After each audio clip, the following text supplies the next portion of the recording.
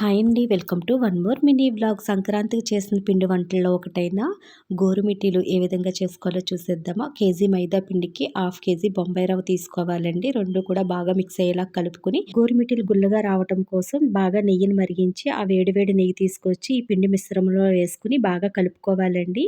So ఈ పిండిలోనే కలిపేటప్పుడు చిటికుడు salt కూడా వేసుకోవాలి. పిండికి బాగా నెయ్యి పట్టించుకుని కొంచెంగా పాలు వేసుకుంటూ ఈ పిండిని చపాతీ పిండిలా కలుపుకోవాలండి. పిండి అంతా కూడా ఒకేసారి పాలు వేసి కలపకూడదు.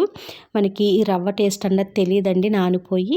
సో కొంచెంగా పాలు వేసుకుంటూ కలుపుకుంటూ ఉండాలి. సో అలా కలుపుకున్న మిశ్రమాన్ని వచ్చిన వాళ్ళు ఇలా గోరుమిటీల కింద అయితే చేతితో చేసుకోవచ్చు. రాని వాళ్ళకి గోరుమిటీలు చేసే చెక్క ఉంటుందండి, చెక్క బల్ల. సో దాంతో అయితే చేసుకోవచ్చు. గోరుమిటీలు అన్నీ చేసిన తర్వాత వాటిని నూనెలో బాగా ఫ్రై చేయాలండి. ఒక పక్క అమ్మ పంచదార పాకం కూడా పట్టింది.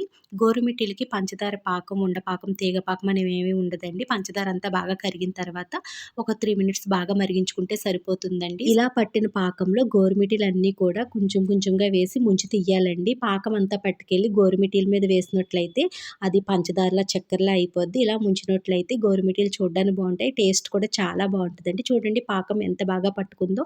మీకు ఇంకా క్లారిటీగా తెలుసుకోవాలి అనుకుంటే ఆల్రెడీ మన ఛానల్లో ఫుల్ వీడియో పోస్ట్ చేశానండి. చూడకపోతే ఛానల్ నేమ్ కింద లింక్ ఇచ్చాను, చూసేయండి. అంతే మరి ఈ వీడియో. Bye bye.